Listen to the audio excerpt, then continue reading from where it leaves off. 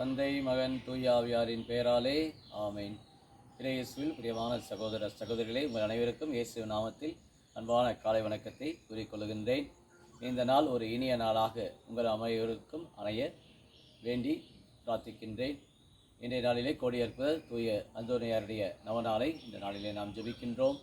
தாயாம் திருவை இந்த நாளிலே தூய ராபர்ட் பெல்லாமின் என்ற ஒரு இயேசுவை குருவானவரை என்று நினைவு கூறுகின்றது.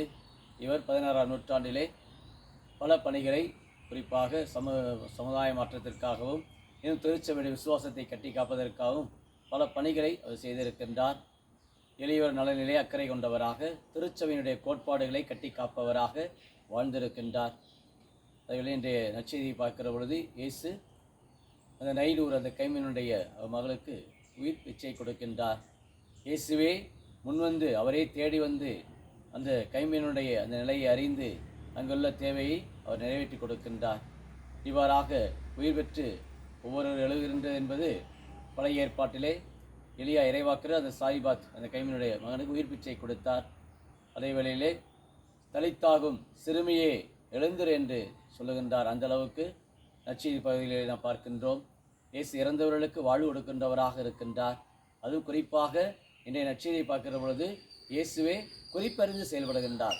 கைம்பெண் என்று சொன்னால் சமூகத்திலே ஒதுக்கி வைக்கப்பட்டவள். பொதுவாக பெண் என்று சொன்னாலே அந்த யூத சமூகத்திலே ஒதுக்கி வைக்கப்பட்டவளாக கருதப்பட்டாள். காரணம், அந்த யூதருடைய அந்த ஜபத்தில் கூட ஆண்கள் ஜெபிப்பார்களாம். அதாவது, நான் ஆண்டவரே, நாங்கள் பெண்ணாக பிறக்காமல் இருப்பது எங்களுக்கு நீர் நன்றி செய்திருக்கு, எங்களுக்கு உங்களுக்கு கோடான கோடி உங்களுக்கு நன்றி சொல்லுகிறோம் என்று சொல்லக்கூடிய அளவுக்கு நாங்கள் பெண்ணாக பிறக்கவில்லை, ஆகிய உங்களுக்கு நன்றி சொல்லுகிறோம் என்று அந்த ஆண்கள் அப்படி ஜெபிப்பார்களாம்.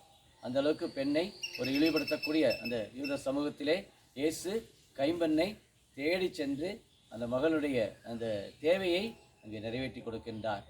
இளைஞனே, நான் உனக்கு சொல்லுகிறேன், நீ எழுந்திரு என்று சொல்லுகின்றார். இன்று நம்முடைய வாழ்விலும் சில வேளைகளிலே நாமும் நம்முடைய வாழ்வினுடைய பயணத்திலே வாழ்கின்றோம். ஆனால் சில வேளைகளே இறந்தவர்கள் போல நம்முடைய வாழ்க்கையிலே சில வேளையில் இருக்கின்றோம். மனதளவிலே, உடல் அளவிலே, சிந்தனை அளவிலே சில வேளையில் நாம் மறக்கடிக்கப்பட்ட நிலை, செத்த நிலையிலே நாம் வாழ்ந்து கொண்டு இருக்கிறோம். அதான் நம்முடைய யாக்கோபு திருமுகத்திலே சொல்லுவார், செயலற்ற விசுவாசம் செத்த விசுவாசம் என்று சொல்லுவார்.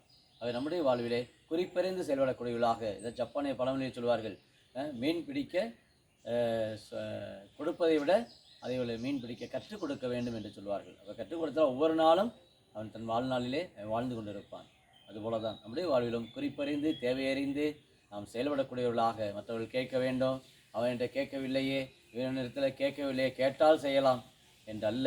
ஆனால் இந்த நற்செய்தியை பார்க்கிற பொழுது இந்த பெண் எந்த ஒரு விண்ணப்பமோ, அந்த பாத்திமை போல கத்தவோ கதறவோ, இயேசுவே தாவீது மகன் என்றெல்லாம் கூப்பிடவோ இந்த பெண் செய்யவே இல்லை. கைம்பெண்ணுடைய நிலை இயேசு அறிகின்றார். அவரே முன்வந்து, தானே முன்வந்து அந்த பெண்ணுக்கு செய்கிறார். அப்போ இது எதை வெளிப்படுத்துகிறது என்றால், இன்றைய நாளிலே நாம் ஒவ்வொருவரும் நம்முடைய குடும்பத்தில் கணவராக இருக்கலாம், மனைவியாக இருக்கலாம், பிள்ளைகளாக இருக்கலாம், உறவுக்காரர்களாக இருக்கலாம், அந்த குறிப்பறிந்து தேவையறிந்து நாம் செய்யக்கூடியவர்களாக நம்ம வாழ்விலே வளர அருமையான ஒரு சிந்தனையை ஆண்டவர் இந்த நாளை நமக்கு கொடுக்கின்றார். நாமும் நம்முடைய கெட்ட சிந்தனையிலிருந்தும், தீய சக்தியில பிடியிலிருந்தும், தீய எண்ணங்களிலிருந்தும் நாம் விடுபட்டு நல்ல பரிசுத்த நிலையை, தூய நிலையை பெற்றவர்களாக, அன்னை மரியாதை போன்று அந்த காணவர் திருமணத்திலே அது குறிப்பறிந்து செயல்படக்கூடிய தாயாக நம்ம வாழ்வில் வளர இறையர்களை வேண்டி இந்த நாளை ஜெபிப்போமாக. அன்பின் பரலோக பிதாவே, அப்பா இயேசுவே, அருமையான இந்த நாளுக்கு நன்றி கூறு அப்பா.